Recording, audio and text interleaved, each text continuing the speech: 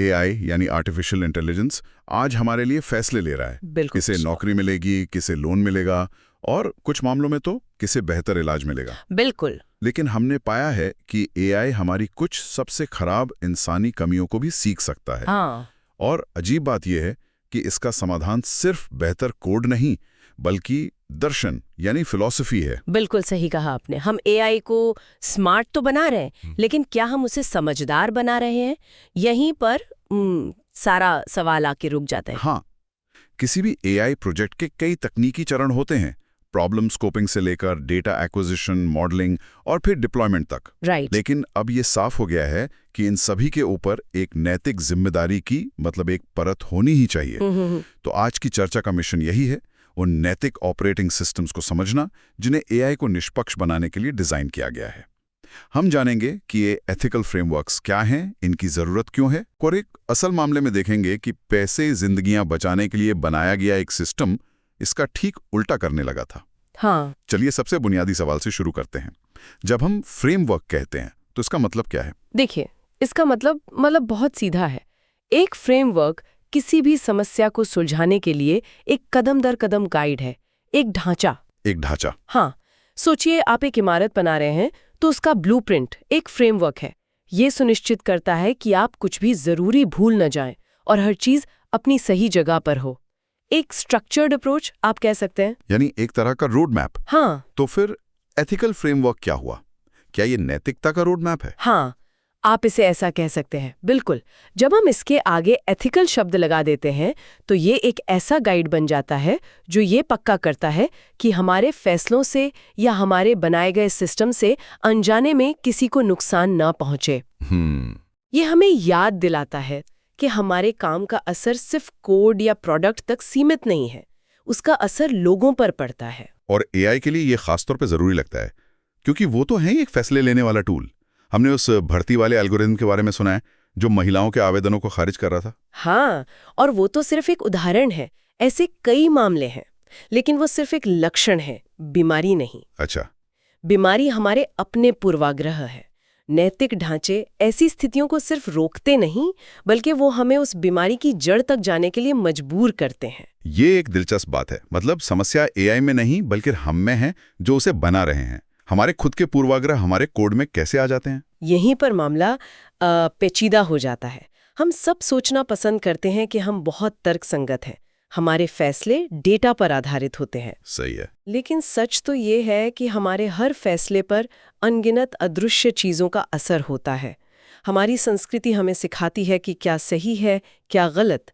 हमारा धर्म हमें मूल्य देता है। हमारा सहज ज्ञान भी, जिसे गट फीलिंग कहते हैं। हाँ, गट फीलिंग, वो भी हमारे अनुभवों का ही नतीजा है। और शायद ये भी कि हम किसके लिए फैसला ले रहे हैं। हम अक्सर उन लोगों के प्रति नर्म हो जाते हैं जो हमारे जैसे दिखते हैं या हमारी तरह बात करते हैं। बिल्कुल सही, इसे अफिनिटी बायस कहते हैं। हम अपने रिश्तेदारों, दोस्तों या अपने समुदाय के लोगों के प्रति ज्यादा झुकाव महसूस कर सकते हैं। जिस व्यक्ति की मदद की जा रही है, उसकी पहचान क्या है, वो कहाँ रहता है, ये सब बातें अनजाने में हमारे फैसलों पर असर डालती हैं। ये सारे पूर्वाग्रह हमारे दिमाग के बैकग्राउंड ऐप्स की तरह हैं जो हमेशा चलते रहते हैं। Background apps? हाँ, और जब कोई डेवलपर कोड लिखता है तो ये पूर्वाग्रह अनजाने में उस कोड के लॉजिक में चले जाते हैं। तो एक एथिकल फ्रेमवर्क एक तरह का वायरस स्कैनर हुआ जो इन बैकग्राउंड ऐप्स को पकड़ता है। बेहतरीन तरीका है इसे समझने का। ये हमें मजबूर करता है कि हम रुकें और अपने सहज ज्ञान से आगे जाकर सवाल पूछें। ये हमें एक बाहरी वस्तुनिष्ठ नजरिया देता है। ये पूछता है, क्या ये फैसला सिर्फ मेरे या मेरे जैसे लोगों के लिए सही है या ये सबके लिए सही है? इसका सबसे कमजोर व्यक्ति पर क्या असर पड़ेगा? तो ये हमें हमारे कंफर्ट जोन से बाहर निकालता है? बिल्कुल। ठीक है, तो ये हमारी अपनी खामियों के खिलाफ एक सुरक्षा कवच है। मैं समझ गया कि हमें इसकी जरूरत क्यों है, लेकिन मैं अब भी ये नहीं समझ पा रहा हूं कि ये असल में दिखता कैसा है। क्या ये कोई चेकलिस्ट है, कोई कानूनी दस्तावेज? अच्छा सवाल है। तो देखिए, ये कई रूप ले सकता है, लेकिन मोटे तौर पर हम इन्हें दो मुख्य श्रेणियों में बांट सकते हैं। ओके। पहली है सेक्टर बेस्ड फ्रेमवर्क्स। जैसा कि नाम से ही जाहिर है, ये किसी खास उद्योग या क्षेत्र यानी सेक्टर के लिए बनाए जाते हैं। मतलब हर इंडस्ट्री के अपने अलग नैतिक नियम। हाँ, क्योंकि हर इंडस्ट्री की अपनी अलग नैतिक चुनौतियां होती हैं।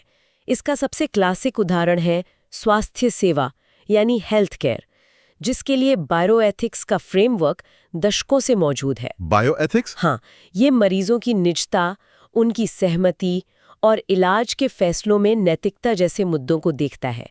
इसी तरह वित्त यानी फाइनेंस में वहां भी होगा। बिल्कुल, वहां एआई का इस्तेमाल करते समय फेयर लेंडिंग यानी निष्पक्ष कर्ज देना एक बड़ी चुनौती है।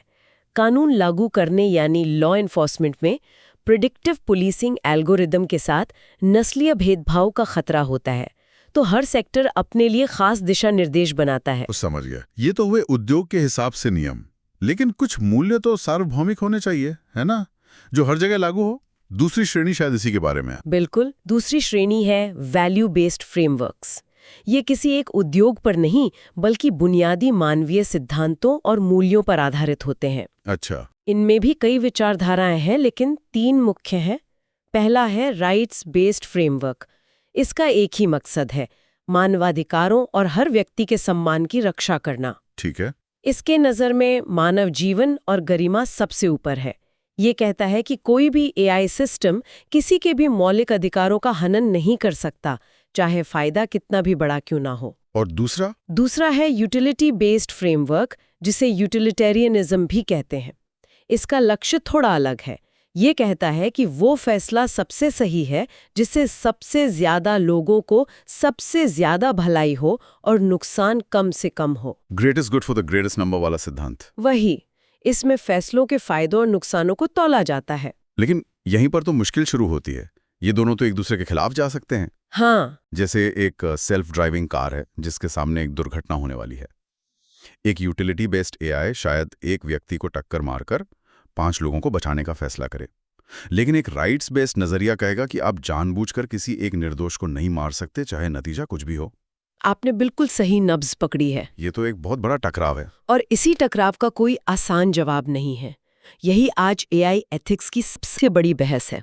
इसीलिए एक तीसरा नजरिया भी है, वर्च्यू बेस्ड फ्रेमवर्क। अच्छा। ये फैसले के नतीजे पर नहीं, बल्कि फैसला लेने वाले के चरित्र और इरादों पर ध्यान केंद्रित करता है। ये पूछता है, क्या ये कार्य ईमानदारी, करुणा और न्याय जैसे गुणों के अनुरूप है? क्या एआई बनाने वाले डेवलपर और उसे इस्तेमाल करने वाले लोग नेक इरादे से काम कर रहे हैं? तो ये सिर्फ क्या करना है के बारे में नहीं, बल्कि हमें कैसा इंसान होना चाहिए के बारे में भी है। बिल्कुल। ये सब मूल्य और सिद्धांत बहुत जरूरी हैं, लेकिन अभी भी थोड़े सैद्धांतिक लग रहे हैं। चलिए इसे जमीन पर उतारते हैं। आपने स्वास्थ्य सेवा और बायोएथिक्स का जिक्र किया था। जी। ये एक ऐसा क्षेत्र है जहां इन फैसलों का सीधा असर जिंदगी और मौत पर होता है।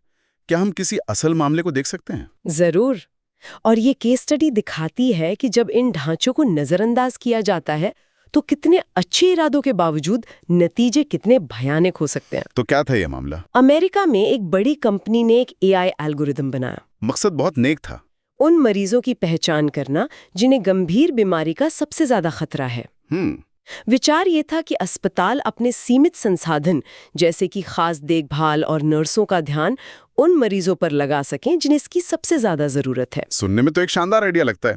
इससे तो जानें बच सकती हैं, है ना? और शुरू में सबने यही सोचा था, लेकिन जब एल्गोरिदम को लाखों मरीजों के डेटा पर लागू किया गया तो एक बहुत ही परेशान करने वाली बात सामने आई। क्या? एल्गोरिदम एक खास पश्चिमी क्षेत्र के मरीजों को लगातार कम खतरे वाला बता रहा था, जबकि असलियत में वे दूसरे क्षेत्र के मरीजों से कहीं ज्यादा बीमार थे, जिन्हें सिस्टम हाई रिस्क बता रहा था। एक मिनट, ये कैसे हो सकता है? एआई तो डेटा के आधार पर पैटर्न पहचानता है। वो किसी एक समूह के साथ ऐसा भेदभाव कैसे कर सकता है? यही इस केस की सबसे बड़ी और डरावनी सीख है। समस्या एआई में नहीं, डेटा में थी। डेटा में? हाँ, और डेटा चुनने के पीछे की सोच में थी। एल्गोरिदम को मरीज की असल बीमारी, मतलब उनके मेडिकल रिकॉर्ड्स या लक्षणों के डेटा पर ट्रेन नहीं किया गया था। तो फिर किस पर किया गया था? उसे स्वास्थ्य सेवा पर होने वाले खर्च के डेटा पर प्रशिक्षित किया गया था। रुकिए, खर्च का डेटा, सेहत का नहीं? ये तो इतनी बड़ी गलती लगती है कि यकीन नहीं होता। उन्होंने ऐसा किया ही क्यों? क्योंकि खर्च का डेटा आसानी से उपलब्ध था, साफ सुथरा था और एक संख्या में था। उन्होंने एक धारणा बना ली, जिस मरीज पर ज्यादा पैसा खर्च होता है वो ज्यादा बीमार होगा। लेकिन ये धारणा ही पक्षपाती थी। बिल्कुल।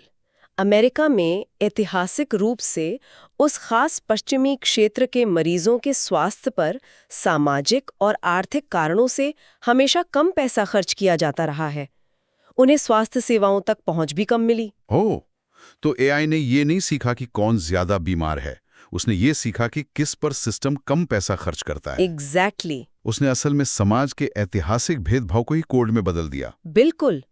एआई ने सीखा कि कम खर्च का मतलब कम बीमारी है, जो कि सरासर गलत था।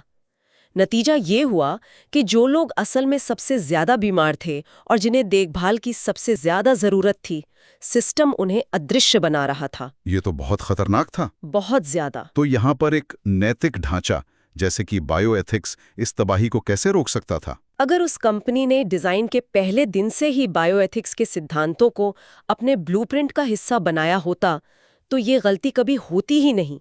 फिर साफ हो जाएगी। पहला है रिस्पेक्ट फॉर ऑटोनॉमी, यानी स्वायत्तता का सम्मान। इसका क्या मतलब है संदर्भ में? इसका मतलब है कि मरीजों को ये जानने का पूरा हक होना चाहिए कि उनके बारे में फैसले कैसे लिए जा रहे हैं, एआई कैसे काम करता है, उसे किस डेटा पर प्रशिक्षित किया गया है, इस पर पूरी पारदर्शिता होनी चाहिए थी। पारदर्शिता? हाँ, अगर मरीजों और डॉक्टरों को पता होता कि ये सिस्टम सेहत पर नहीं बल्कि खर्च पर आधारित है, तो वे पहले दिन ही इस पर सवाल उठाते। पारदर्शिता की कमी ने इस गलती को छिपने दिया। ठीक है, पारदर्शिता पहला कदम है, लेकिन सिर्फ ये बता देना कि सिस्टम खराब है काफी नहीं है, उसे ठीक भी तो करना होगा। अगला सिद्धांत क्या है? अगला और बहुत महत्वपूर्ण सिद्धांत है डू नो हार्म, जिसे नॉन मलेफिसेंस भी कहते हैं। कोई नुकसान न पहुंचाना। हाँ, ये एक डॉक्टर की शपथ की तरह है। एल्गोरिदम को ऐसा बनाना चाहिए जो सभी समूहों के लिए नुकसान को कम करे। इस मामले में एल्गोरिदम एक पूरे समूह को सक्रिय रूप से नुकसान पहुंचा रहा था, क्योंकि उन्हें जरूरी देखभाल से वंचित किया जा रहा था। जी, वे उसके हकदार थे। ये सिद्धांत डेवलपर्स को मजबूर करता कि वो रिलीज से पहले हर समूह पर अपने मॉडल के असर की जांच करें। ये तो किसी भी सिस्टम के लिए न्यूनतम जरूरत लगती है, एक डॉक्टर की शपथ। लेकिन इस प्रोजेक्ट का मकसद सिर्फ नुकसान से बचना नहीं था, बल्कि सक्रिय रूप से मदद करना था। क्या अगला सिद्धांत इसी के बारे में है? आप बिल्कुल सही जगह पहुंचे हैं। यही तीसरा सिद्धांत है, मैक्सिमम बेनिफिट, जिसे बेनिफिसेंस कहते हैं। अधिकतम लाभ सुनिश्चित करना। हाँ, सिर्फ नुकसान से बचना ही काफी नहीं है। एआई को सभी मरीजों को सक्रिय रूप से लाभ पहुंचाना चाहिए, न कि सिर्फ उन लोगों को जिनका डेटा साफ सुथरा और आसानी से उपलब्ध है। ये सिद्धांत डेवलपर्स को सिर्फ उपलब्ध डेटा पर निर्भर रहने के बजाय बेहतर और निष्पक्ष डेटा खोजने के लिए मजबूर करता। वे सवाल पूछते, क्या हमारे पास खर्च के अलावा कोई और डेटा है जो मरीज की असल स्वास्थ्य जरूरतों को दिखाता हो? भले ही उस डेटा को इकट्ठा करने में ज्यादा मेहनत लगे। बेशक। अब मुझे लगता है कि आखिरी टुकड़ा इस पहेली का ये है कि समाज में जो अन्याय पहले से मौजूद है उसका क्या किया जाए। एकदम सही। चौथा और शायद सबसे जरूरी सिद्धांत है जस्टिस, यानी न्याय। न्याय इसका मतलब है कि समाधान को समाज में पहले से मौजूद पूर्वाग्रहों जैसे कि नस्लवाद या आर्थिक असमानता के प्रति जागरूक होना चाहिए और उन्हें कम करने की कोशिश करनी चाहिए, ना कि उन्हें और मजबूत करना चाहिए। लाभ और बोझ सभी लोगों में निष्पक्ष रूप से बांटे जाने चाहिए। इस केस में सिस्टम एक ऐतिहासिक अन्याय को और गहरा कर रहा था। बिल्कुल। न्याय का सिद्धांत ये सुनिश्चित करता कि एल्गोरिदम बनाते समय सामाजिक हकीकत को अनदेखा न किया जाए। तो अगर इन 4 सिद्धांतों स्वायत्तता, नुकसान ना पहुंचाना, अधिकतम लाभ और न्याय का पालन किया गया होता तो वो पक्षपाती एल्गोरिथम शायद कभी बनता ही नहीं। बिल्कुल। या अगर बनता भी तो पहले ही चरण में पकड़ लिया जाता। ये सिर्फ किताबी बातें नहीं हैं, ये असल में डिजाइन के सिद्धांत हैं। बिल्कुल। ये केस स्टडी एक आदर्श उदाहरण है कि कैसे नैतिक ढांचे असल दुनिया में लोगों की जिंदगियों पर सीधा असर डालते हैं। ये हमें दिखाते हैं कि सही एआई बनाना सिर्फ एक तकनीकी चुनौती नहीं है, ये एक नैतिक चुनौती भी है। तो आज की हमारी चर्चा का सार यही है। हमने समझा कि एथिकल फ्रेमवर्क्स क्या हैं। वे सिर्फ दिखावे के लिए नहीं है, बल्कि हमारे अपने पूर्वाग्रहों के खिलाफ एक जरूरी सुरक्षा कवच हैं। और हमने बायोएथिक्स के एक असल उदाहरण से देखा कि कैसे ये सिद्धांत एक हानिकारक एआई टूल को एक मददगार टूल में बदल सकते थे। और एक अंतिम विचार ये है कि ये ढांचे सिर्फ एआई डेवलपर्स या बड़ी कंपनियों के लिए नहीं है, ये हम सभी के लिए हैं। हम सभी के लिए। कैसे? ये हमें नीति निर्माताओं को, डॉक्टरों को, मरीजों को और आम नागरिकों को हमारे आसपास बन रही तकनीक के बारे में महत्वपूर्ण सवाल पूछने के लिए एक भाषा और एक संरचना देते हैं। अच्छा, ये हमें ये पूछने की ताकत देते हैं, ये सिस्टम कैसे काम करता है, इसे किस डेटा पर बनाया गया है और क्या ये सबके लिए निष्पक्ष है। ये एक बहुत ज़रूरी बात है क्योंकि ये तकनीक हमारी जिंदगी का हिस्सा बनती जा रही है। और इसी के साथ हम एक सवाल छोड़कर जाते हैं। जैसे जैसे एआई कानून लागू करने यानी लॉ एनफोर्समेंट या बैंकिंग यानी फाइनेंस जैसे सिस्टम में और गहराई से जुड़ेगा, हमें किन नए सेक्टर आधारित नैतिक नियमों का आविष्कार करना होगा। सोचने वाली बात है। जब कोई एल्गोरिदम किसी के लोन या पेरोल पर फैसला कर रहा हो तो वहां न्याय या अधिकतम लाभ का क्या मतलब होगा। सोचने वाली बात है।